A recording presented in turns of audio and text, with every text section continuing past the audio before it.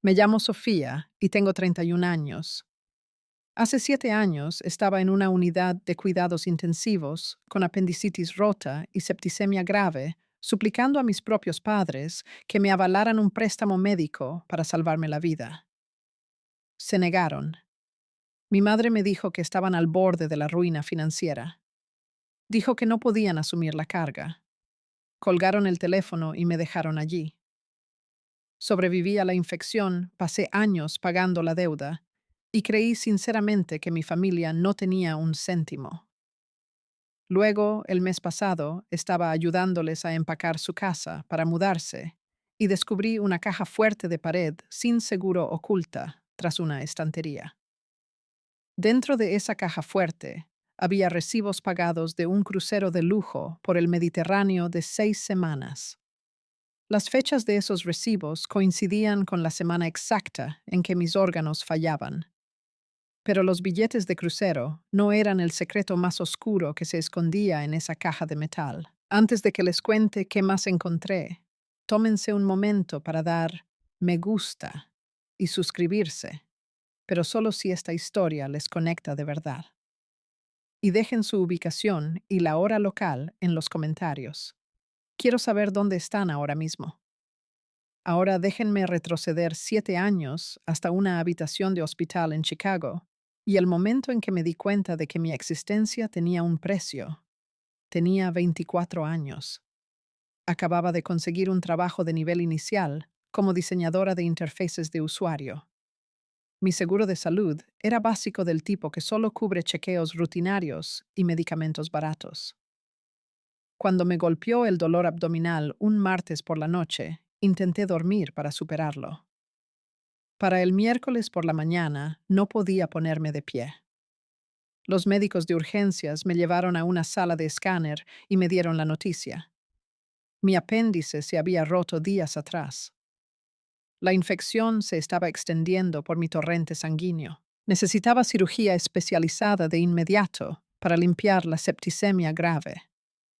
El coordinador de facturación del hospital se paró a los pies de mi cama con un portapapeles.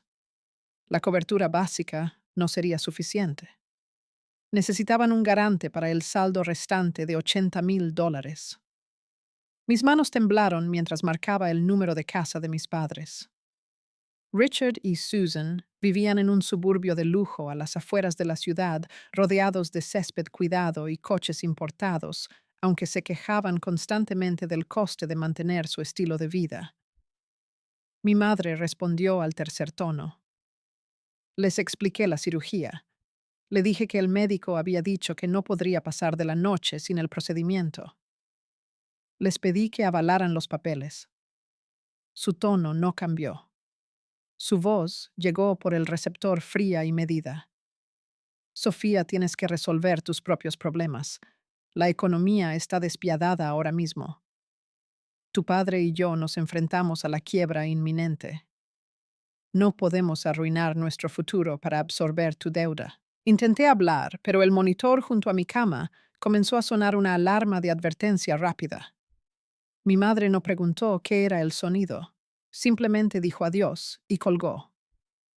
La habitación se desvaneció en una neblina gris apagada mientras me sumía en la inconsciencia.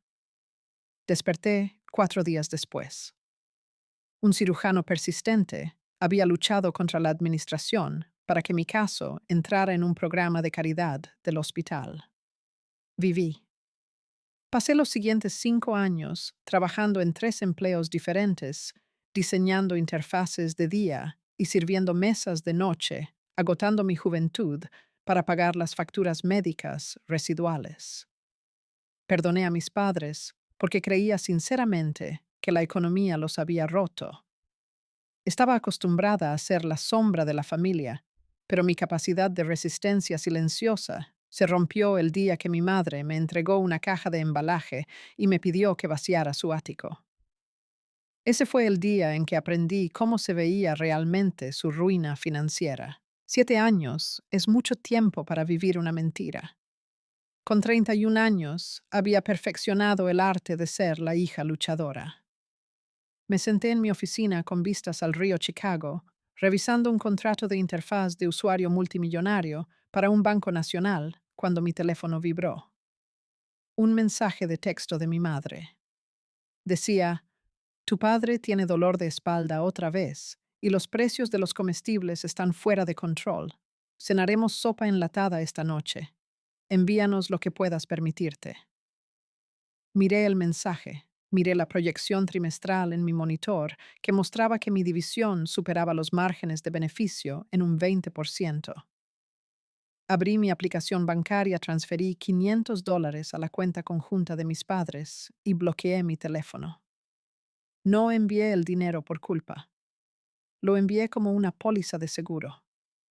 En mi familia, parecer exitoso era la forma más rápida de convertirse en un objetivo. Si Richard y Susan supieran que estaba ganando un salario de 6 cifras como directora de diseño, no solo pedirían comida, sino que exigirían una mejora de estilo de vida, alegando que tenían derecho a los frutos de mi trabajo.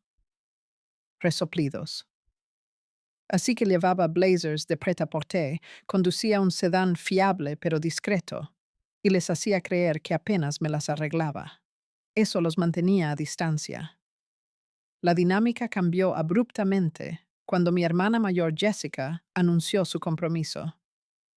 Jessica siempre había sido el centro de atención de la mesa familiar. Si se raspaba la rodilla, era una tragedia.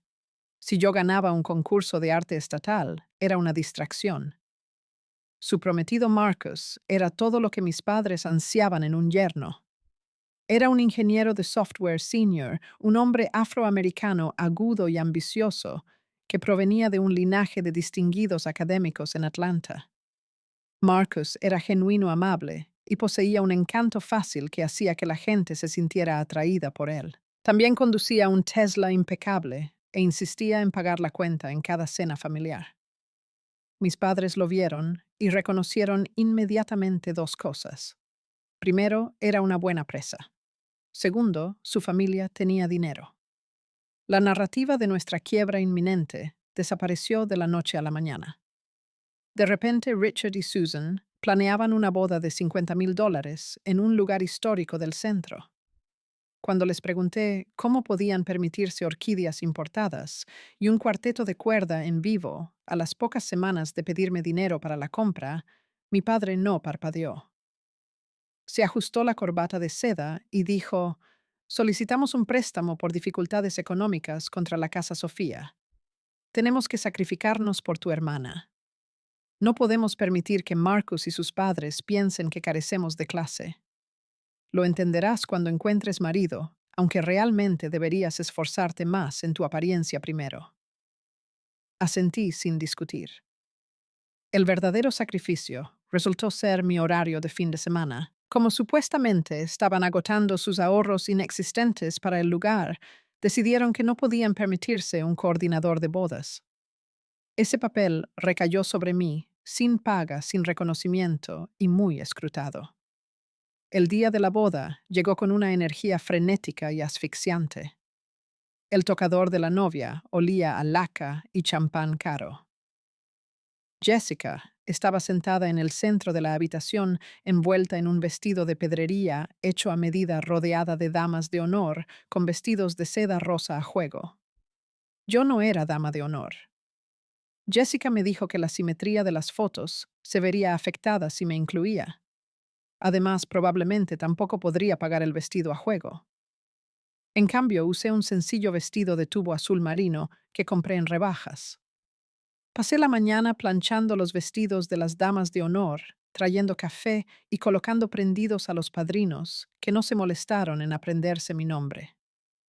Me trataron menos como a una hermana y más como a personal contratado, que no cumplía las expectativas. 30 minutos antes de la ceremonia, estaba llevando una pesada caja de favores personalizados hacia el salón de banquetes.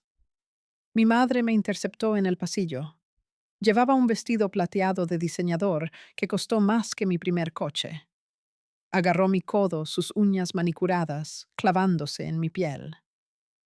Su voz bajó a un susurro áspero y autoritario. Mantente en las sombras esta noche, Sofía. Marcus y sus padres están sentados en la mesa 1. Su padre es un juez jubilado y su madre es cirujana. No te acerques a ellos. No hables de tu pequeño trabajo de dibujar en el ordenador. No necesitamos que su familia piense que tenemos un caso de caridad en apuros que nos pesa. Sonríe, sirve el pastel y mantente alejada de los fotógrafos profesionales. Bajé la mirada hacia su mano que me agarraba el brazo. Sentí el frío metal de mi reloj Cartier descansando oculto bajo mi manga.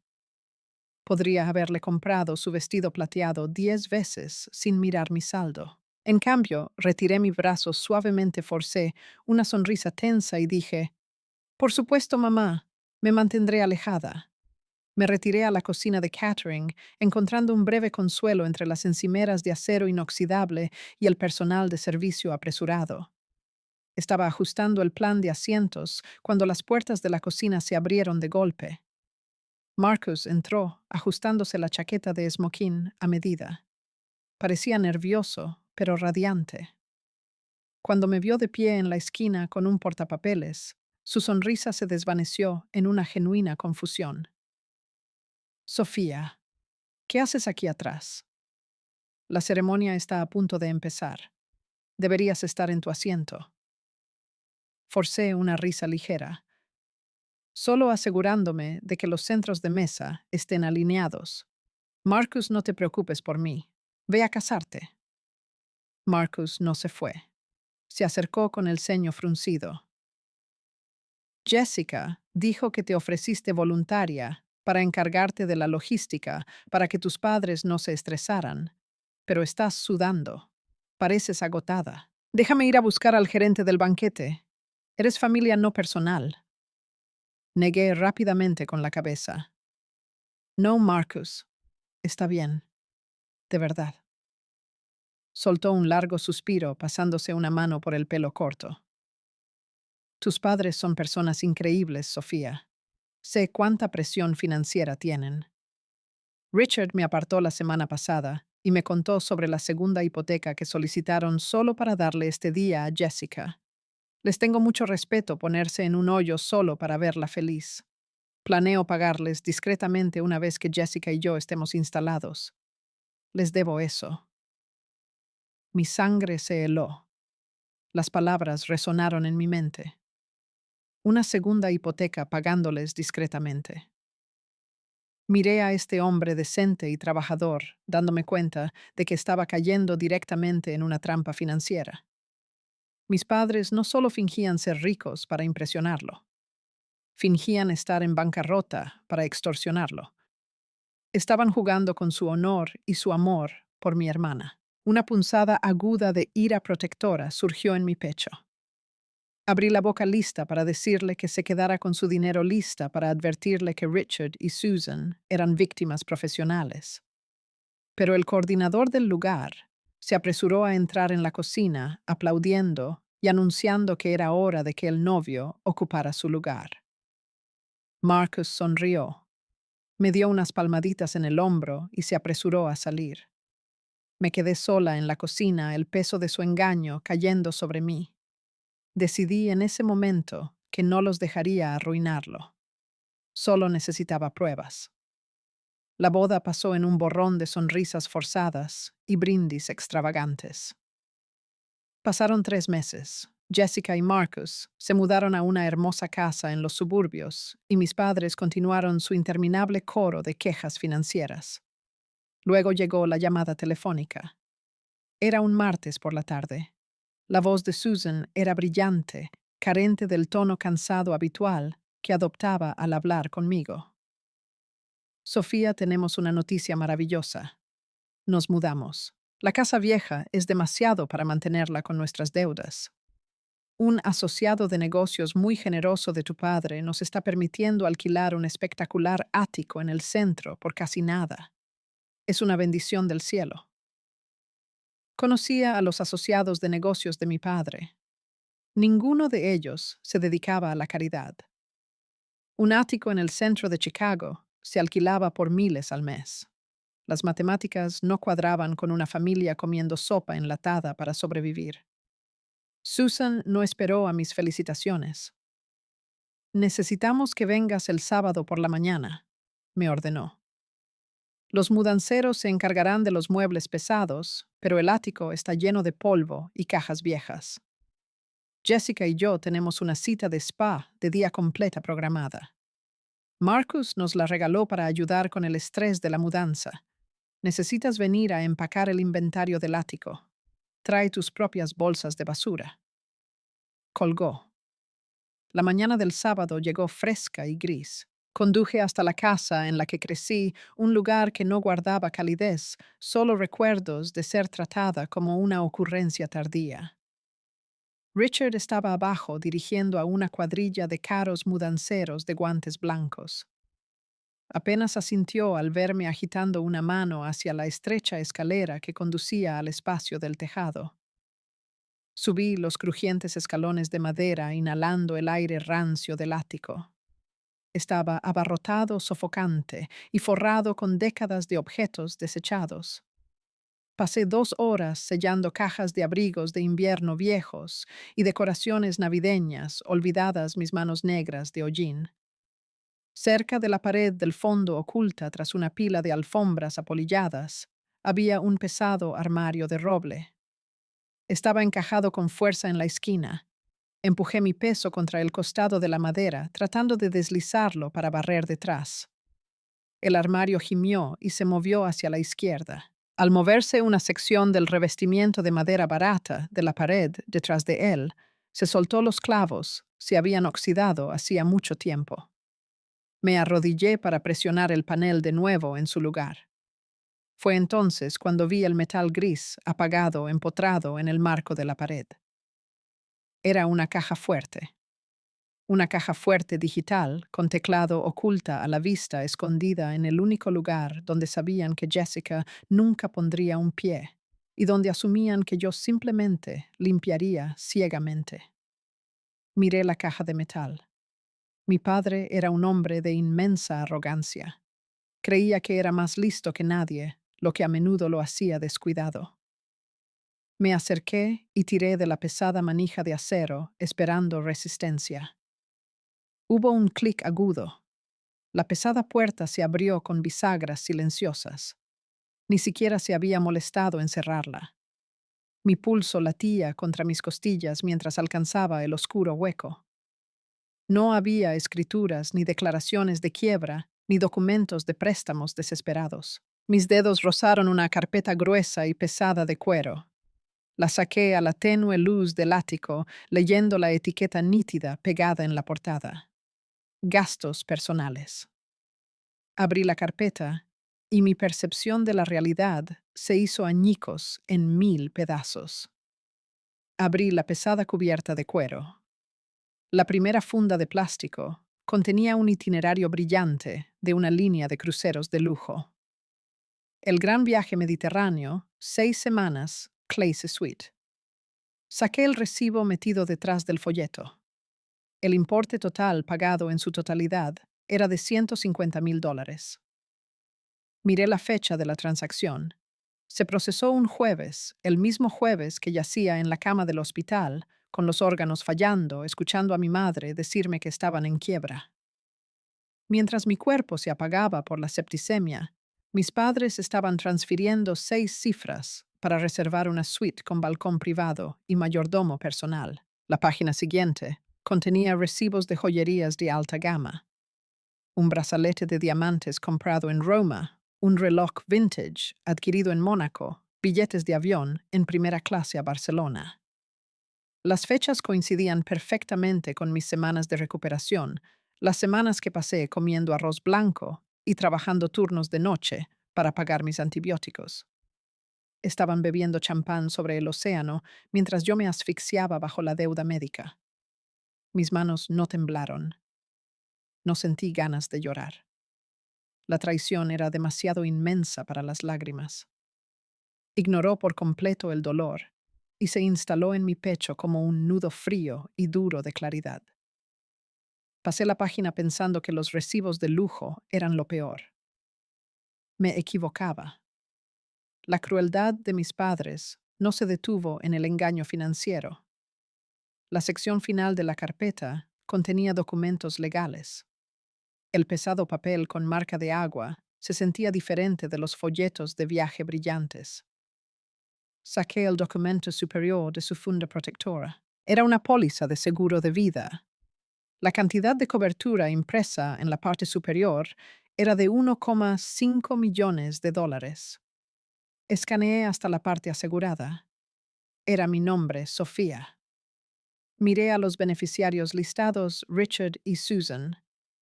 Mis ojos se movieron hacia la parte inferior de la página para encontrar la fecha de ejecución. La póliza fue firmada y ejecutada exactamente 2 días después de mi ingreso en la unidad de cuidados intensivos.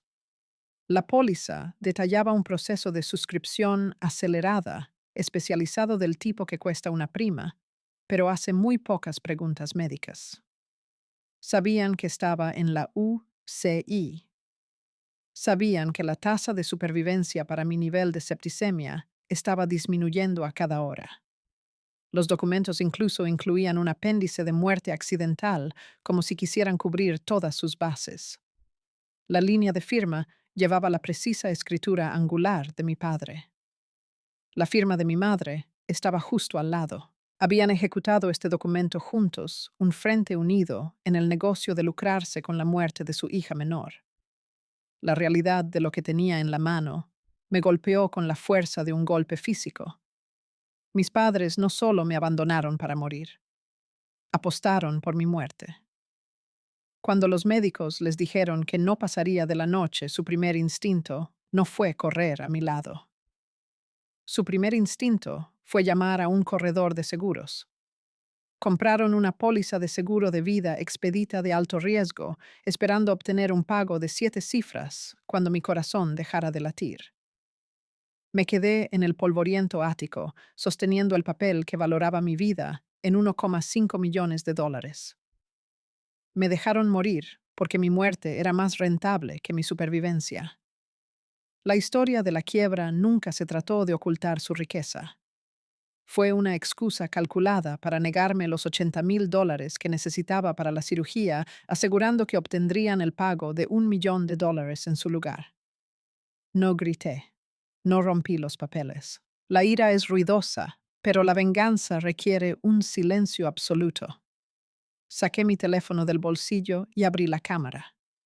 Necesitaba la máxima resolución. Desplegué la póliza de seguro de vida sobre el armario de madera y fotografié cada página. Capturé las firmas, las fechas, las cláusulas y los montos de cobertura. Volví a la sección de viajes y fotografié los recibos del crucero, las facturas de joyería y los extractos bancarios offshore metidos en el bolsillo trasero de la carpeta. Capturé todas las pruebas que detallaban su fortuna oculta y su macabro juego con mi vida. Hice una copia de seguridad de las imágenes en 2 unidades seguras separadas en la nube.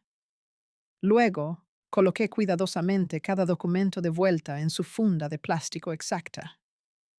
Cerré la pesada carpeta de cuero, devolviéndola al oscuro hueco de la caja fuerte. Cerré la pesada puerta de acero.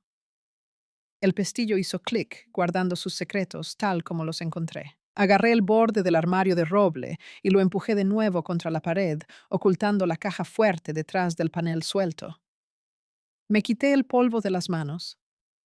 El aire del ático se sentía pesado, sofocante. Necesitaba salir de esta casa, llamar a mi abogado y empezar a desmantelar sus vidas, pieza por pieza. Cogí un rollo de cinta de embalar, fingiendo sellar una caja de cartón. Entonces oí el sonido de pasos en las escaleras de madera. Los pasos eran ligeros, pero rápidos. Alguien subía al ático.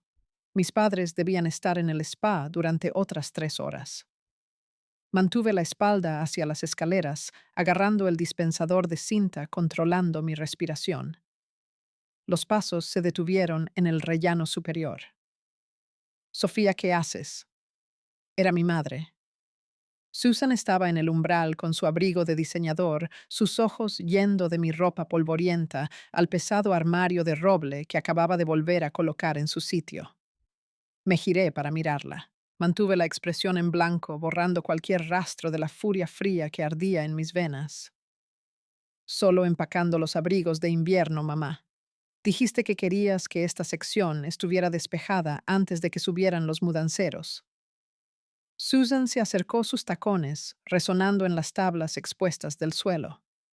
El aroma de su costoso perfume eclipsó el olor a polvo y papel viejo. Miró mis manos, que ahora estaban cubiertas de hollín y suciedad por haber empujado el armario.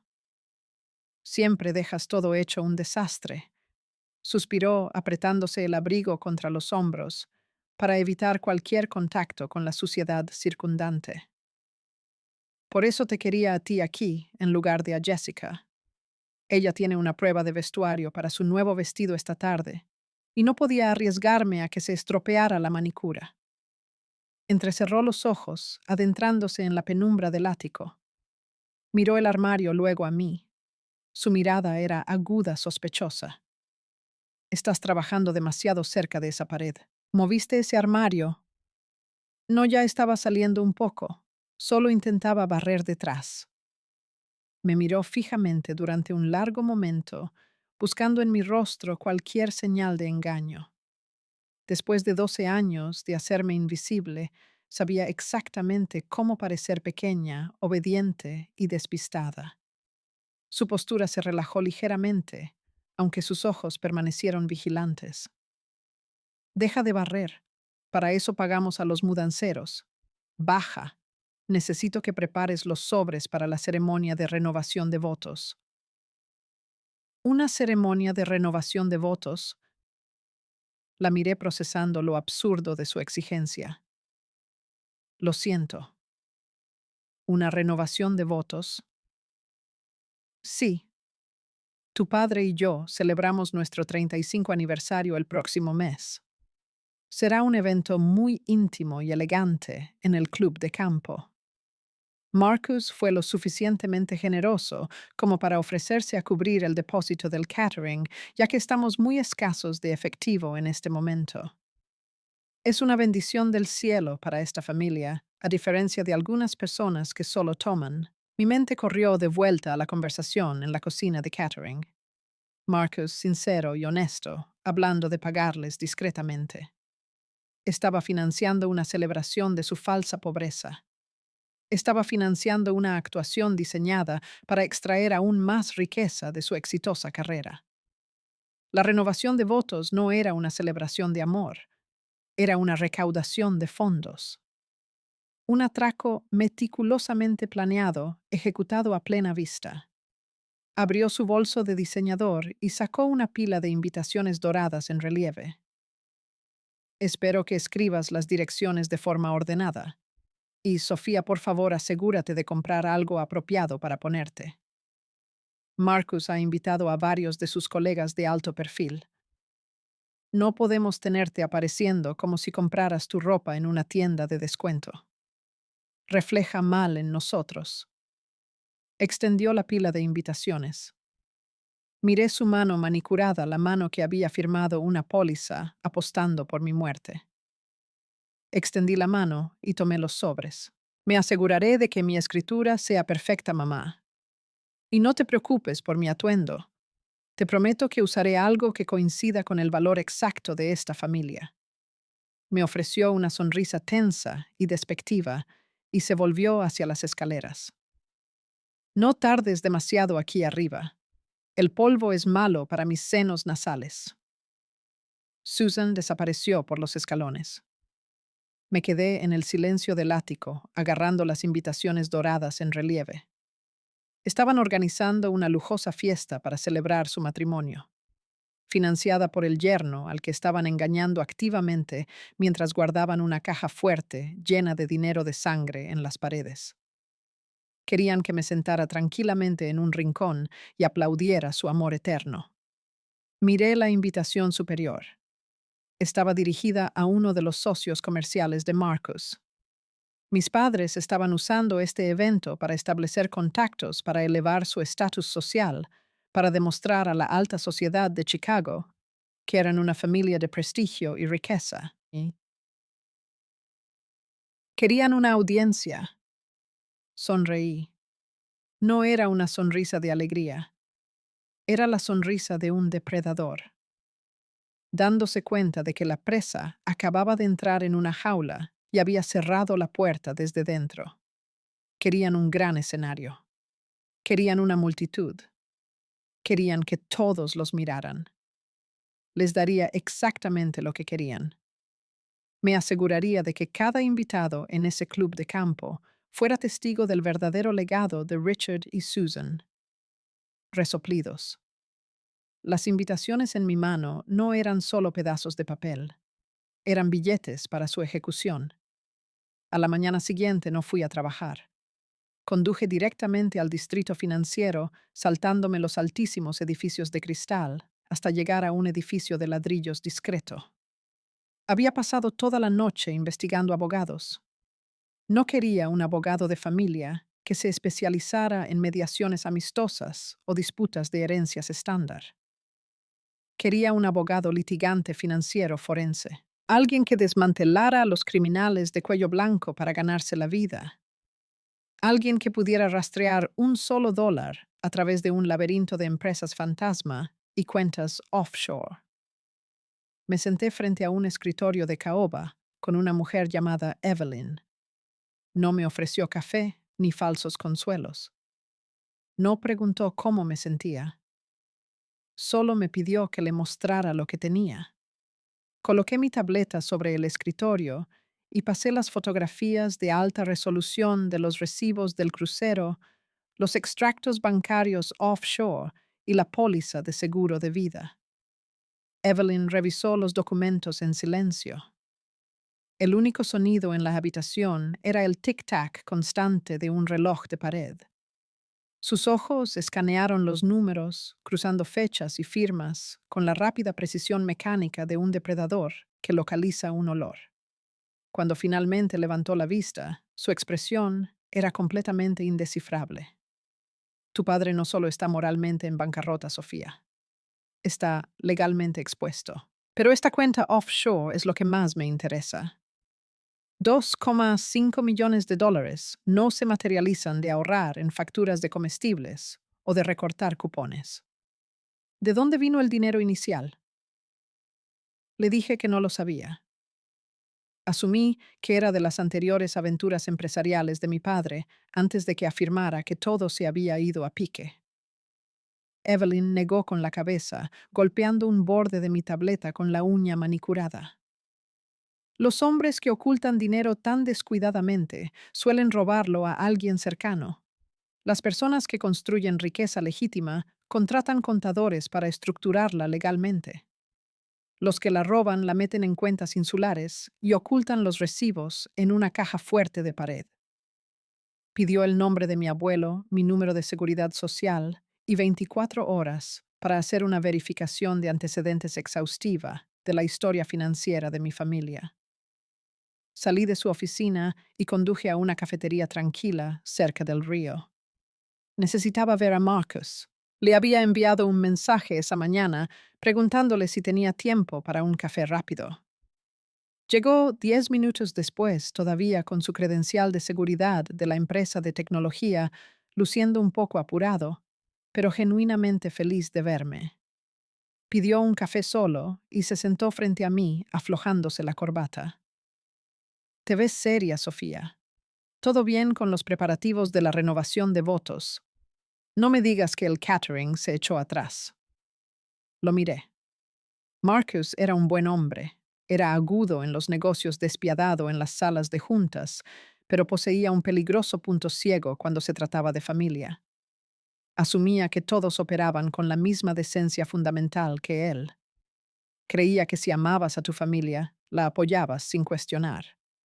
Respiré hondo, preparándome para poner a prueba esa lealtad.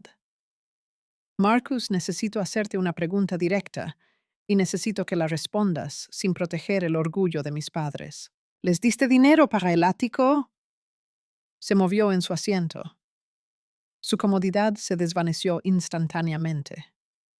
Bajó la vista hacia su taza, removiendo el café negro innecesariamente. Sofía, sabes que Richard y Susan están pasando apuros ahora mismo. El mercado no ha sido amable con ellos en la última década. Jessica estuvo despierta toda la noche llorando porque tenían que mudarse a un apartamento pequeño y destartalado en un barrio malo. Estaba hiperventilando, diciendo que sus padres no merecían vivir en la miseria después de sacrificarse tanto por nosotros. No podía dejar que los padres de mi esposa vivieran así. Tengo los medios. Era lo correcto. ¿Cuánto Marcus? Suspiró frotándose la nuca mirando alrededor de la cafetería para asegurarse de que nadie estuviera escuchando. Les di un préstamo personal de $200,000 en negro, sin intereses, sin calendario de pagos. Solo necesitaban un puente para volver a ponerse en pie. Por favor, mantén esto entre nosotros. No quiero que se sientan humillados. Son personas orgullosas. Un puente. $200,000 no era un puente. Era un impuesto de lujo que estaba pagando a una pareja que ya tenía $2,5 millones en una cuenta de las Islas Caimán. Y Jessica, mi hermana, había llorado para manipularlo.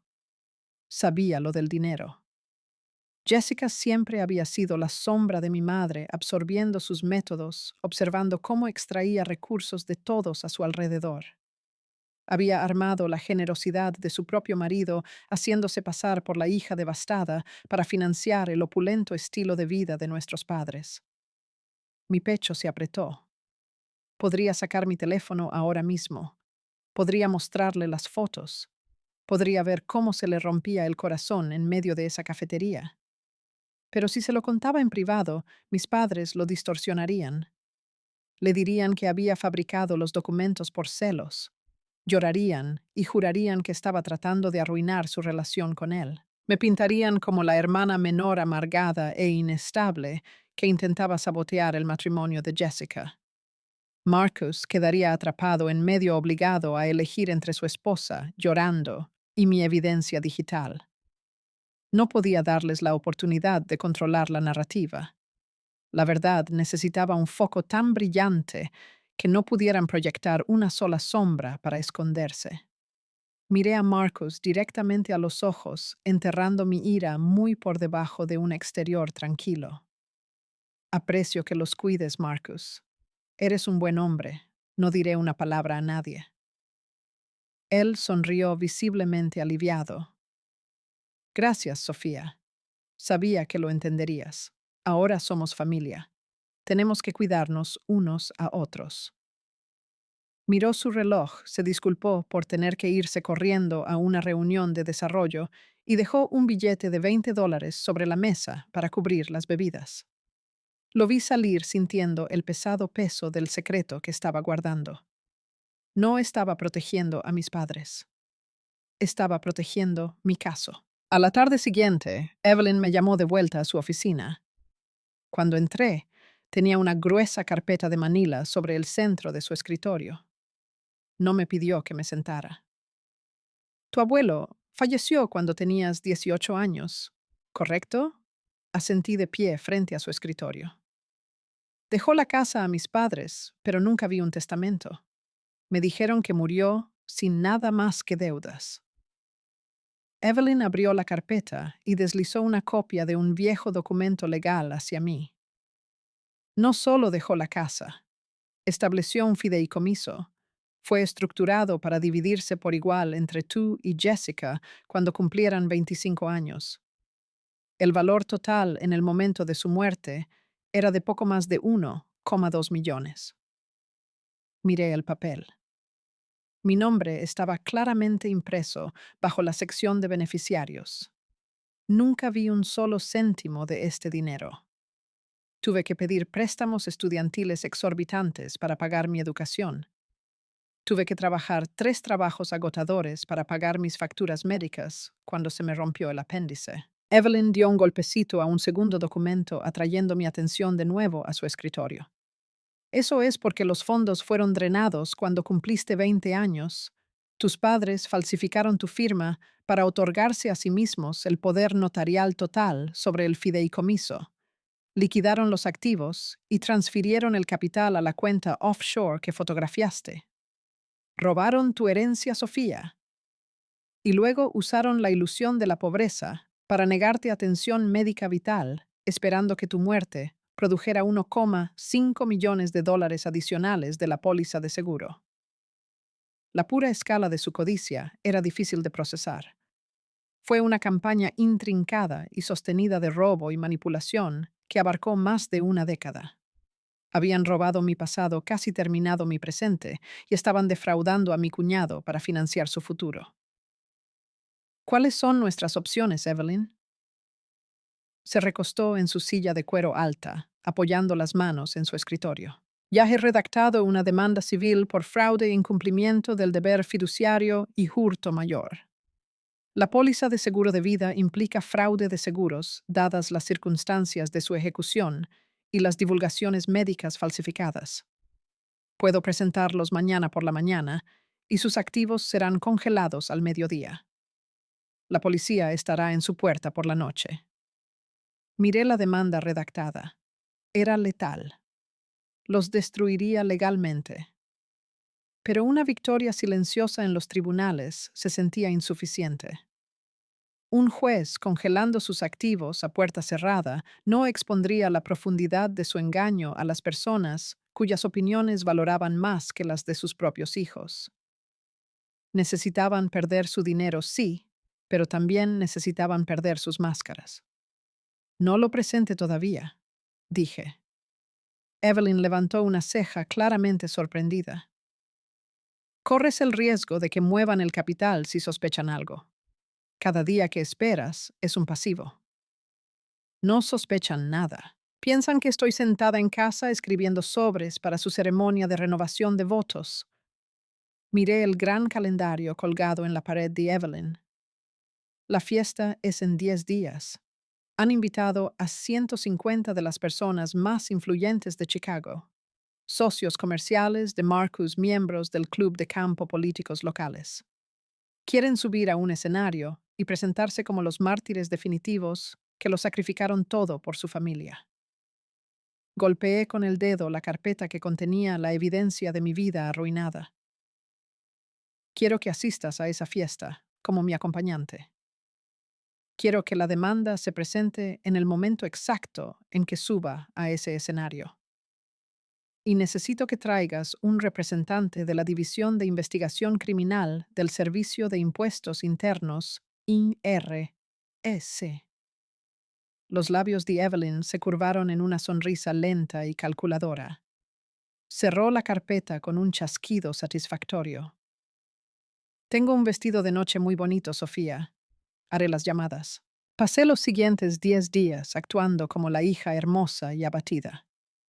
Escribí los sobres dorados en relieve, con caligrafía impecable, asegurándome de que cada nombre de la alta sociedad estuviera perfectamente escrito. Escuché a mi madre quejarse del creciente costo de los arreglos florales importados mientras comía comida para llevar barata en su cocina. Vi a Jessica probarse pendientes de diamantes, afirmando que eran una imitación barata que encontró en línea a pesar de que reconocí la marca exacta del joyero de los recibos guardados en la caja fuerte. Absorbí cada mentira, cada comentario condescendiente, cada suspiro falso de agotamiento financiero. Los recogí como yesca. El fuego ya estaba construido. Solo estaba esperando que me entregaran la cerilla. La noche de la renovación de votos llegó.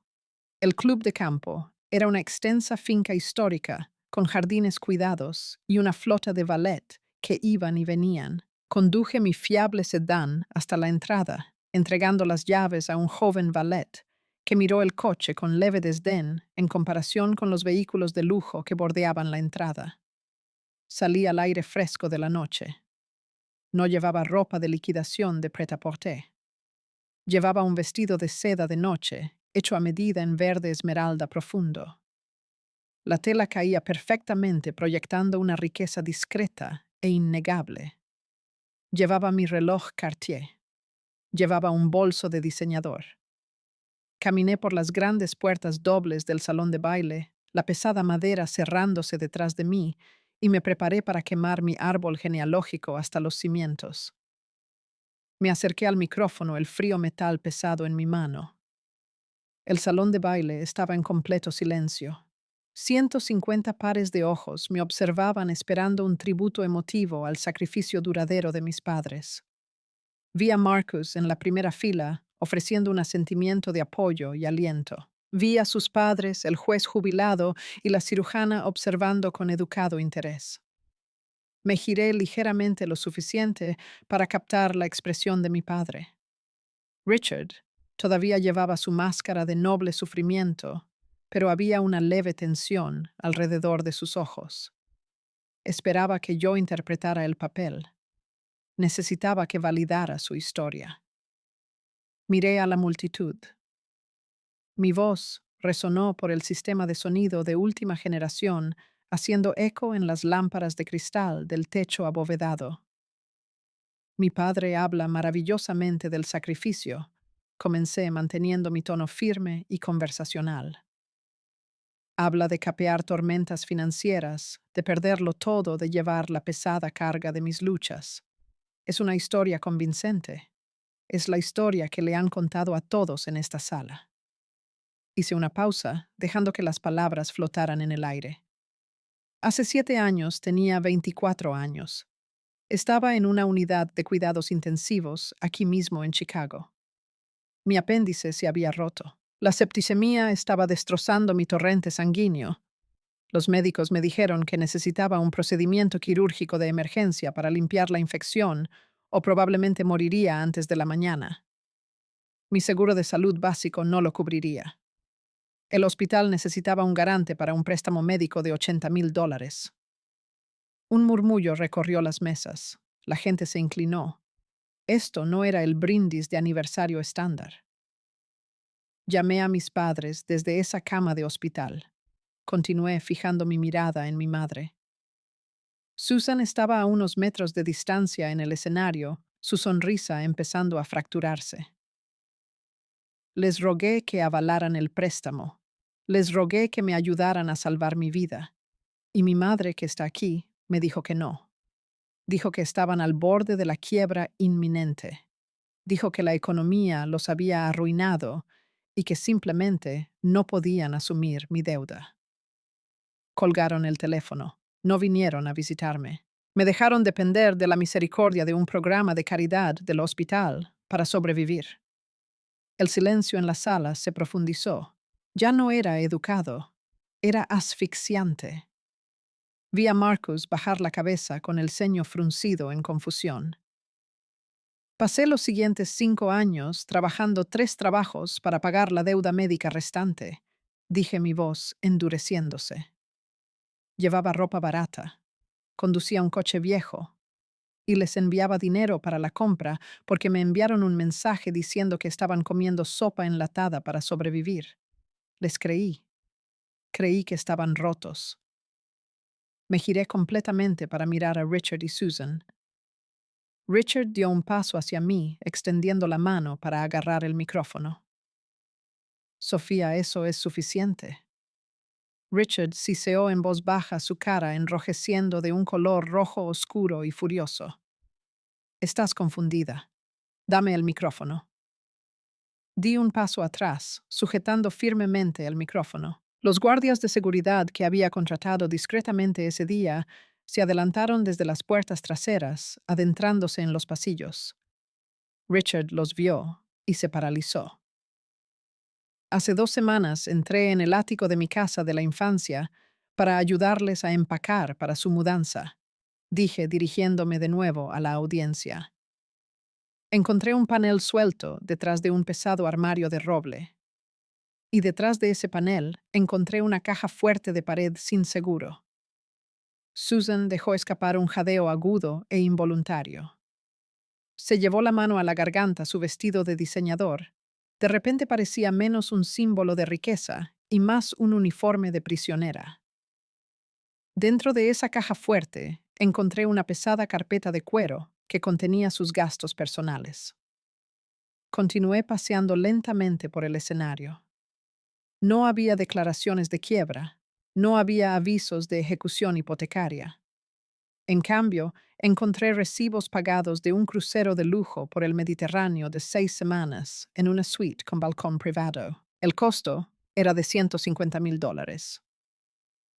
Señalé la pantalla de proyección gigante situada detrás del escenario que anteriormente había estado mostrando una presentación de diapositivas de sus fotos de boda.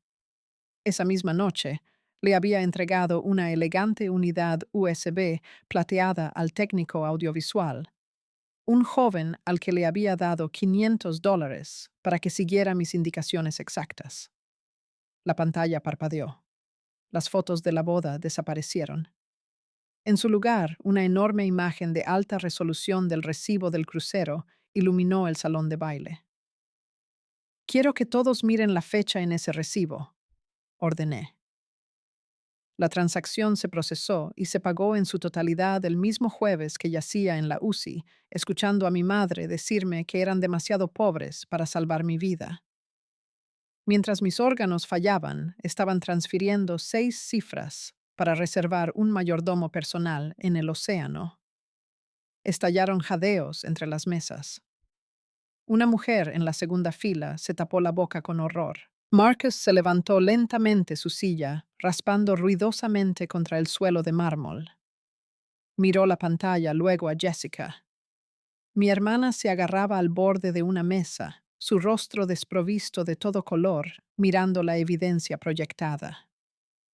Pero un crucero no era lo más oscuro que encontré en esa caja fuerte, dije mi voz cortando el creciente ruido de la multitud. La imagen en la pantalla cambió. Apareció un nuevo documento.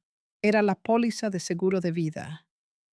Las palabras $1,5 millones eran claramente legibles en la parte superior.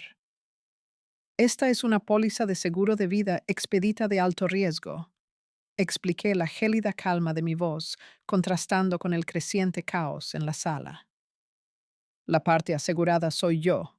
Los beneficiarios son Richard y Susan Evans. Miren la fecha de ejecución en la parte inferior de la página. Esperé un momento dejando que la fecha se hundiera en la mente de la gente brillante y educada de la sala. Firmaron esta póliza exactamente 48 horas después de mi ingreso en la UCI, con una tasa de supervivencia en descenso. No se negaron a pagar mi factura del hospital porque estaban en la ruina. Se negaron a pagarla porque mi muerte les produciría un pago de $1,5 millones. Apostaron por mi muerte. Ingenieraron un escenario donde perder a su hija los convertiría en millonarios. Richard se abalanzó sobre mí. Mentirosa desagradecida, rugió. Todos los rastros del distinguido patriarca desaparecieron reemplazados por el pánico desesperado de un animal acorralado. Antes de que pudiera alcanzarme, los 2 guardias de seguridad lo interceptaron agarrándolo de los brazos y haciéndolo retroceder.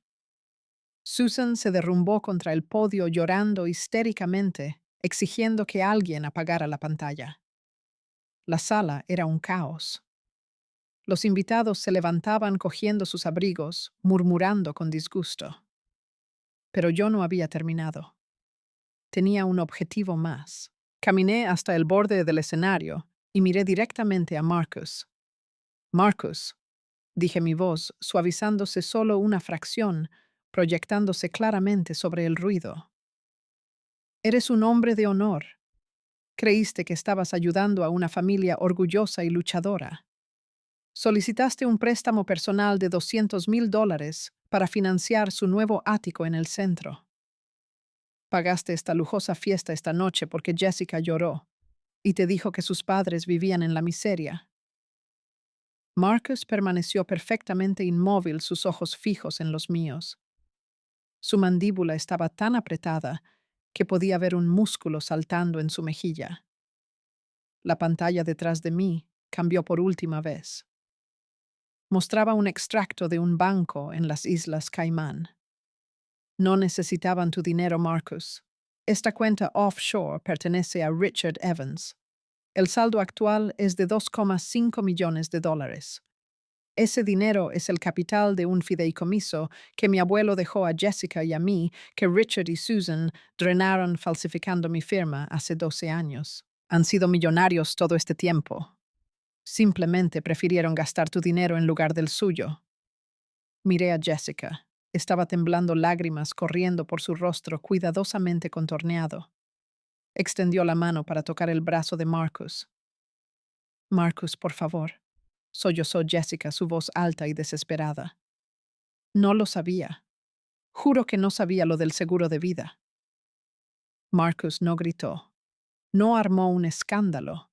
Simplemente bajó la vista hacia la mano de su esposa descansando en su manga. Luego, con un movimiento escalofriante y deliberado, se apartó dejando que su mano cayera a su costado. «Sabías que se fueron de crucero por el Mediterráneo hace 7 años, Jessica», dijo Marcus, su voz peligrosamente tranquila, con un peso que hizo que los invitados circundantes se callaran. «Me mostraste las fotos de su viaje cuando empezamos a salir. Sabías que tenían dinero. Me viste entregar $200,000 y no dijiste nada».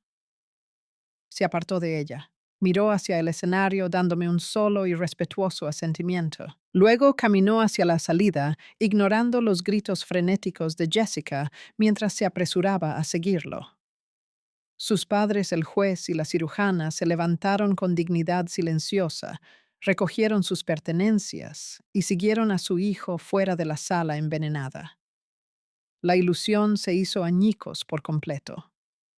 El salón de baile se estaba vaciando rápidamente. La gente que había aplaudido a mi padre hace 10 minutos ahora corría hacia las puertas ansiosa por distanciarse de una familia expuesta por fraude y depravación. Le devolví el micrófono al desconcertado presentador.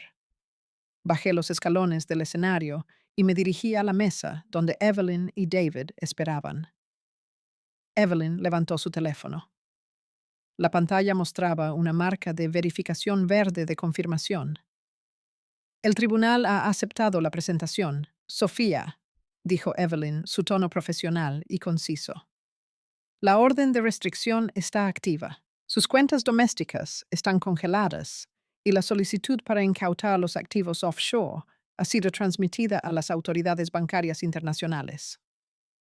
David, el representante del IRS, abrochó la chaqueta de su traje. «Gracias por la invitación, señorita Evans.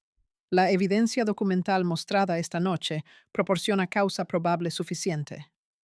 Mi oficina iniciará una investigación criminal formal sobre evasión fiscal y fraude electrónico a primera hora de mañana. Hablaré con la gerencia del lugar para obtener una copia de la presentación». Miré hacia el escenario. Richard estaba desplomado contra el podio, con el rostro enterrado en las manos. Susan estaba sentada en el suelo, su caro vestido plateado acumulándose a su alrededor en un montón brillante e inútil, llorando ruidosamente a una sala vacía. Jessica estaba de pie, cerca de la salida sola, marcando el número de Marcus una y otra vez, yendo directamente al buzón de voz. Querían una audiencia. Querían que el mundo viera quiénes eran realmente. Yo simplemente había encendido las luces. Les di la espalda. Salí por las grandes puertas dobles del club de campo, adentrándome en la fresca y oscura noche de Chicago. La mañana después del desastre del club de campo, el aire de Chicago se sentía fresco y completamente claro. Entré en el elegante vestíbulo de cristal de mi edificio corporativo con un sencillo café negro. Esperaba sentir una resaca de adrenalina. En cambio, no sentí nada más que una resolución constante y silenciosa. El veneno estaba fuera de mi sistema. Pasé mi tarjeta de acceso ejecutiva en el torniquete de seguridad, viendo cómo se abrían las puertas metálicas. Antes de poder pasar una mano, agarró mi antebrazo. El agarre era frenético, clavando uñas afiladas a través de la tela de mi abrigo. Me giré para ver a mi hermana. Jessica no se parecía en nada a la radiante novia que había adornado la portada de las revistas locales de bodas unos meses antes. Su abrigo de diseñador estaba arrugado, su pelo desordenado y sus ojos hinchados con ojeras oscuras. Parecía que había pasado toda la noche durmiendo en su coche. «Me arruinaste la vida», siseó Jessica. Su voz temblaba, atrayendo la atención de los viajeros matutinos que entraban en el vestíbulo. Nos humillaste delante de toda la ciudad. Marcus me echó de casa. Cambió los códigos de seguridad. Sus abogados me entregaron los papeles de divorcio a las 6 de la mañana. Miré su mano agarrando mi brazo. No me solté inmediatamente. Solo miré sus dedos hasta que se dio cuenta de que no la estaba intimidando, y la solté lentamente. No te arruiné la vida, Jessica, dije manteniendo mi voz baja y mesurada. La arruinaste en el momento en que decidiste que una cuenta bancaria offshore y un crucero de lujo valían más que mi vida. Mentiste a un buen hombre para financiar un estilo de vida que no te ganaste. Ahora estás pagando la factura. Se acercó su aliento, olía a vino rancio y desesperación. Tienes que llamarlo, Sofía. Tienes que decirle que no sabía lo del seguro de vida. Dile que fui víctima de su manipulación también. Si no arreglas esto, no me quedará nada. Ni casa, ni dinero, ni estatus. La estudié su rostro. No estaba de luto por la pérdida de su marido. Estaba de luto por la pérdida de su límite de crédito. No soy tus relaciones públicas, Jessica, respondí. Te quedaste al margen mientras falsificaban mi firma. Llevabas diamantes comprados con mi herencia. Ahora puedes averiguar cómo permitirte tu propia vida. Hice un gesto al guardia de seguridad del edificio que ya se dirigía hacia nosotros. Mi hermana se lanzó hacia adelante, levantando la mano para golpearme, pero el guardia atrapó su muñeca en el aire. Mientras la sacaban por las puertas giratorias de cristal, gritándome mi nombre, simplemente me ajusté el abrigo, pasé por el torniquete y tomé el ascensor hasta el último piso. Me instalé en mi oficina con rincón y abrí mi portátil. El suave zumbido de los servidores y la vista panorámica del río solían darme estabilidad. Pero sonó el teléfono de mi escritorio antes de que pudiera siquiera revisar mis correos electrónicos matutinos. Era Evelyn. Tu padre no se va a rendir fácilmente, Sofía, dijo Evelyn, saltándose el saludo. Acaba de contratar a un abogado de defensa de alto perfil, un verdadero bulldog que se especializa en desacreditar a los denunciantes. Me recosté en mi silla. ¿Cómo paga un abogado premium si sus activos están congelados? Liquidó una billetera de criptomonedas oculta anoche, explicó Evelyn. Bypaseó la barrera bancaria inicial. El abogado acaba de presentar una orden judicial de emergencia. Tu padre afirma que falsificaste las facturas digitales y hackeaste su ordenador personal para plantar pruebas falsas. Exige que se descongelen sus cuentas de inmediato. Y te está presentando cargos por espionaje corporativo y difamación. Estaba tratando de darle la vuelta a la tortilla. Richard era un hombre que creía que la realidad era lo que pudiera convencer a un juez.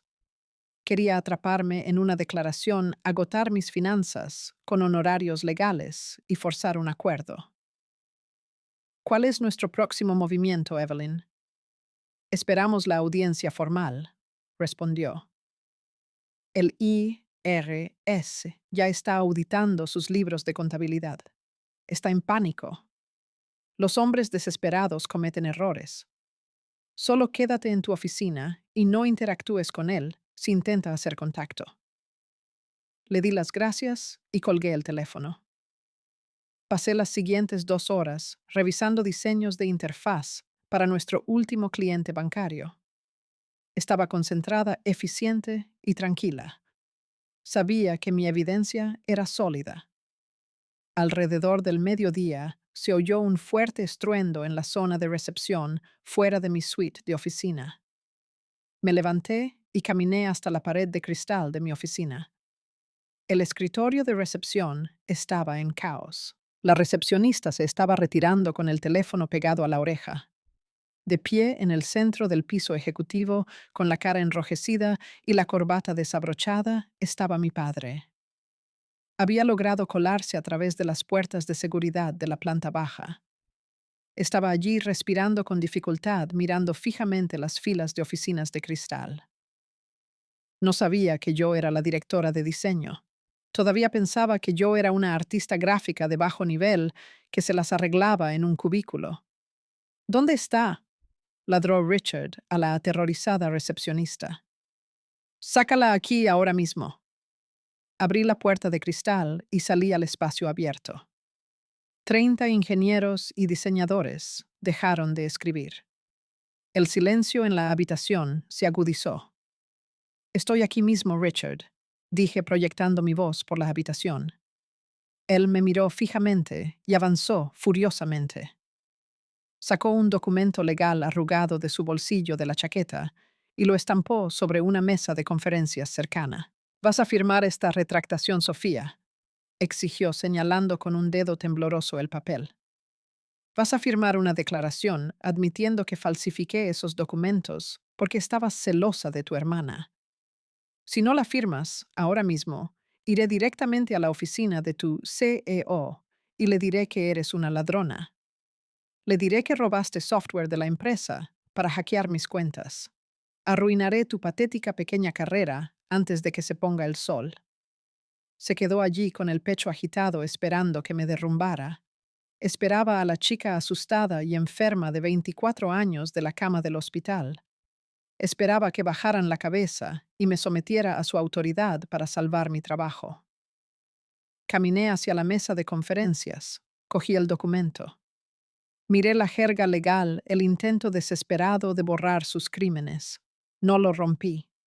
Simplemente lo tiré en el contenedor de reciclaje junto a la mesa. «Estás fuera de tu jurisdicción, Richard», dije con calma. Se puso rojo con las manos hechas puños. Abrió la boca para gritar de nuevo, pero las pesadas puertas de roble de la sala de juntas se abrieron detrás de él. El CEO de nuestra empresa, un hombre imponente llamado David Vance, salió. Estaba flanqueado por el jefe de seguridad del edificio. David miró la caótica escena luego a mi padre. «¿Puedo ayudarle, señor?», preguntó David, su voz baja y peligrosa. Richard cambió instantáneamente de táctica. Se alisó la corbata, puso su sonrisa de club de campo y se acercó a mi jefe. «Señor, lamento mucho la interrupción. Soy Richard Evans. Soy el padre de esta chica. Debo informarle que está inestable. Es un pasivo corporativo. Ha estado utilizando los recursos de su empresa para cometer delitos cibernéticos contra mi negocio. Sugiero encarecidamente que termine su empleo antes de que le presente una demanda». David Vance permaneció perfectamente inmóvil. Miró a mi padre como se mira una mancha en la acera. «Señor Evans», dijo David lentamente, «¿está bajo la impresión de que Sofía es una empleada junior aquí?» Richard parpadeó, su sonrisa falsa vaciló. «Bueno, sí, dibuja cosas para sus sitios web». «Sofía es la directora senior de experiencia de usuario», respondió David, su tono lleno de un profundo desdén. «Ella posee acciones en esta firma. Acaba de diseñar la arquitectura de seguridad para el banco federal más grande de este estado. Es mi ejecutiva más confiable. Usted, por otro lado, está allanando la propiedad». El rostro de mi padre se quedó laxo. La ilusión de su superioridad se evaporó en tiempo real. Miró mi traje a medida la oficina con rincón detrás de mí, el respeto en los ojos de mi CEO. Finalmente entendió que no me las había arreglado durante 7 años. Había estado construyendo un imperio, justo bajo su nariz. «Sofía», dijo David girándose hacia mí, «¿quieres que seguridad lo detenga para la policía?» «Sí», respondí sin apartar la vista de mi padre. «Presente cargos por allanamiento de propiedad y acoso». Los guardias de seguridad se movieron de inmediato agarrando a Richard por ambos brazos. No se resistió. Estaba demasiado aturdido, demasiado roto por la comprensión de que la hija que había descartado era la que tenía todo el poder. Lo marcharon hacia los ascensores de carga. Mientras las puertas se cerraban sobre el rostro humillado de mi padre, mi teléfono vibró en mi bolsillo. Era un mensaje de texto de Evelyn. El mensaje no contenía buenas noticias. Contenía una advertencia. Encontré la fuente de la billetera de criptomonedas que usó para contratar al abogado, escribió Evelyn. No liquidó sus propios activos, Sofía. Solicitó un enorme préstamo contra el nombre de Jessica utilizando documentos de poder notarial falsificados. Él la dejará asumir la culpa del fraude. Necesitamos movernos más rápido. Miré la pantalla. Mi padre no solo estaba dispuesto a sacrificarme. Cuando se vio acorralado, estaba dispuesto a arrojar a su preciada hija dorada a los lobos para salvarse. La guerra estaba lejos de terminar. El mensaje de Evelyn fue como un cuchillo final destrozando cualquier ilusión restante sobre esta familia. Mi padre, el hombre que siempre se enorgulleció de su integridad y honor, había falsificado la firma de su hija más querida para retirar cientos de miles de dólares en préstamos. Había empujado a Jessica a un pozo de deuda y violado la ley federal, todo para pagar a un abogado que luchara contra mí. Guardé mi teléfono en el bolsillo, volví a mi escritorio y terminé el diseño de la interfaz. A diferencia de su pánico, trabajé con absoluta compostura. Sabía que el próximo movimiento de Evelyn sería un golpe irreversible y fatal. Unas horas más tarde, mientras el cielo de Chicago comenzaba a oscurecerse, Evelyn me llamó de vuelta. Su voz era fría y satisfecha. Se aprobó una segunda orden de congelación de activos por parte del Tribunal Federal. Esta vez incluía la billetera secreta de criptomonedas y todos los activos vinculados al nombre de Jessica. Al mismo tiempo, el Servicio de Impuestos Internos, IRS, llegó a la puerta del ático recién alquilado de mis padres con una orden de registro. Decidí conducir a la casa suburbana de Marcus. Cuando me detuve, la escena ante mí era como una caricatura del colapso. Jessica estaba desplomada en el escalón de la puerta rodeada de 4 maletas de diseñador. La puerta principal había sido cerrada. No tenía a dónde ir. Al oír mis pasos en el camino de grava, Jessica levantó la vista. Sus ojos estaban enrojecidos, su maquillaje corrido. Me miró ya no con la arrogancia o la ira de la mañana, sino con el pánico absoluto de alguien que acababa de darse cuenta de que le habían despojado de todo. Papá falsificó la firma de mi hermana, dijo Jessica, su voz rasposa y rota. La policía acaba de llamar. Dicen que tiene un préstamo de alto interés de $250,000 y su nombre está en un poder notarial falsificado. Marcus ha congelado nuestra cuenta conjunta. Llamó a mamá y me dijo que tenía que valerme por mí misma porque los investigadores estaban registrando su casa. Me paré en los escalones mirando a mi hermana, que me había despreciado durante 31 años. Siempre pensó que aliarse con nuestros padres, confabulando con sus mentiras, le traería seguridad y privilegio. Nunca se dio cuenta de que a los ojos de la gente tóxica, ningún hijo favorito es intocable. Cuando el barco se hunde, arrastrarán a cualquiera con ellos como un bote salvavidas. Tú elegiste estar en el mismo barco que ellos, Jessica, dije mi voz desprovista de lástima o simpatía. Sabías que robaron mi herencia. Sabías que viajaron mientras yo me moría en el hospital. Fuiste cómplice de engañar a Marcus. Creíste que eras una excepción a esa crueldad. Jessica enterró el rostro entre las manos, sollozando incontrolablemente. No me queda nada, Sofía.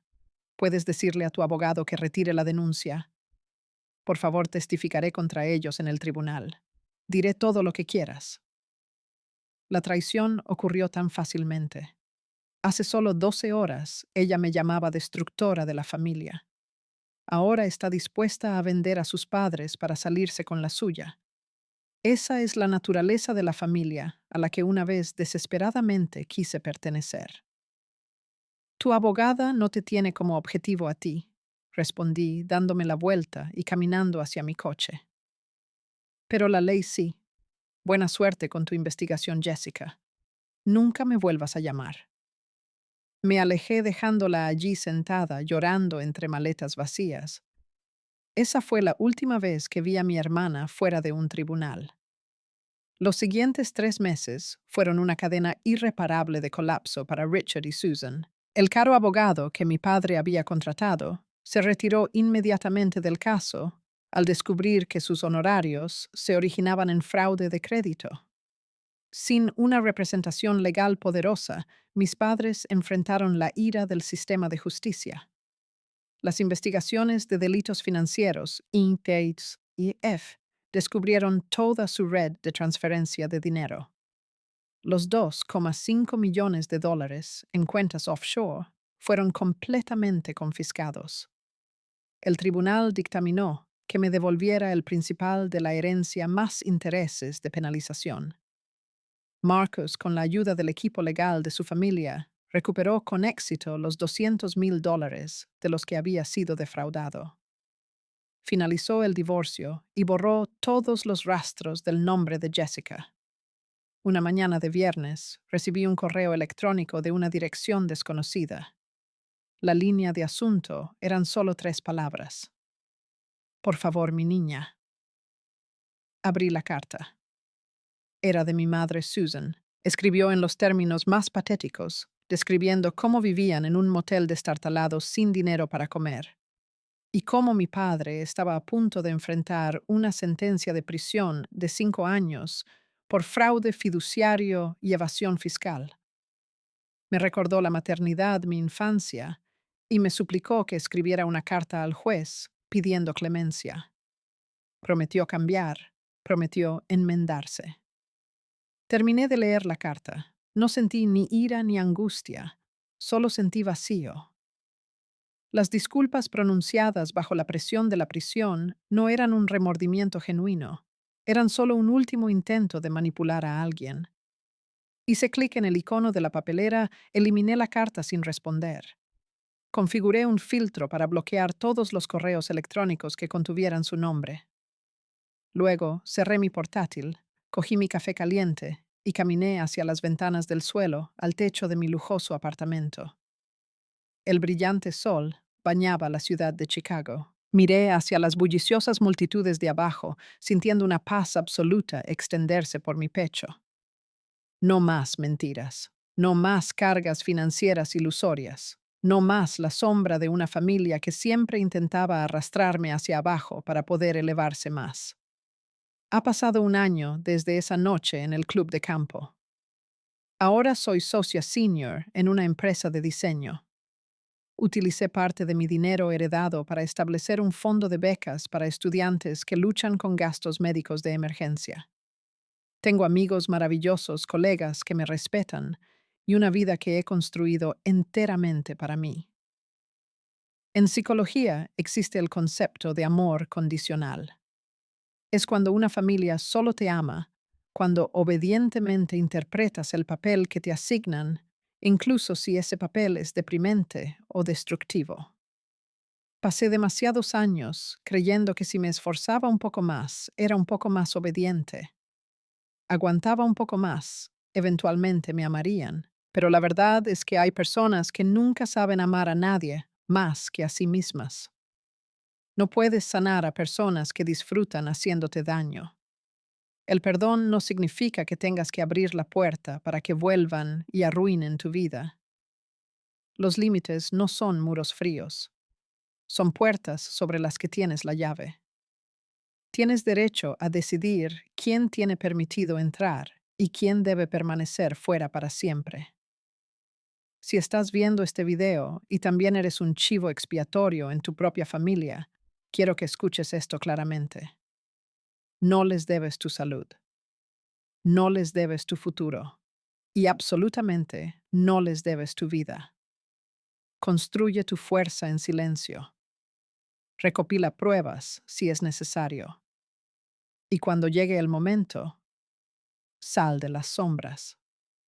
Mereces vivir una vida brillante. Mirando hacia atrás al naufragio de mi pasado, la lección más profunda que aprendí es sobre la peligrosa ilusión de la lealtad biológica. La sociedad nos condiciona a creer que la familia es un vínculo irrompible, que debemos a nuestros padres nuestra devoción infinita simplemente porque nos trajeron al mundo. Pero cuando las personas que se supone que deben protegerte ven tu existencia como una carga financiera o peor aún, una oportunidad rentable, ese contrato biológico está fundamentalmente roto. La verdad más difícil que tuve que tragar fue darme cuenta de que el amor de mis padres era completamente transaccional. En los sistemas familiares tóxicos, los niños rara vez son vistos como individuos. Son tratados como activos a explotar o pasivos a descartar. Durante años interpreté el papel de la hija hermosa e invisible porque confundí la resistencia con el amor. Creía que si solo me sacrificaba lo suficiente, eventualmente me valorarían. Pero las personas manipuladoras no desarrollan repentinamente una conciencia cuando les das todo. Simplemente esperan más. La lección definitiva aquí es que alejarse de una familia tóxica no es un acto de crueldad o venganza. Es un acto de autopreservación absoluta. No le debes a nadie tu salud, tu seguridad financiera o tu futuro. Establecer un límite estricto no se trata de castigar a las personas que te hirieron. Se trata de proteger la vida que has luchado tanto por construir. Cuando dejas de verter tu energía en un pozo sin fondo de culpa y obligación, finalmente creas el espacio para elegir tu propia familia. Se te permite cerrar la puerta y marcharte. Si mi viaje resonó contigo, o si actualmente estás navegando por tus propias dinámicas familiares difíciles, por favor sabe que no estás sola. Comparte tus experiencias en los comentarios de abajo. Para más historias sobre romper ciclos tóxicos y recuperar tu poder, asegúrate de suscribirte a Olivia Tells Stories. Hasta la próxima, protege tu paz.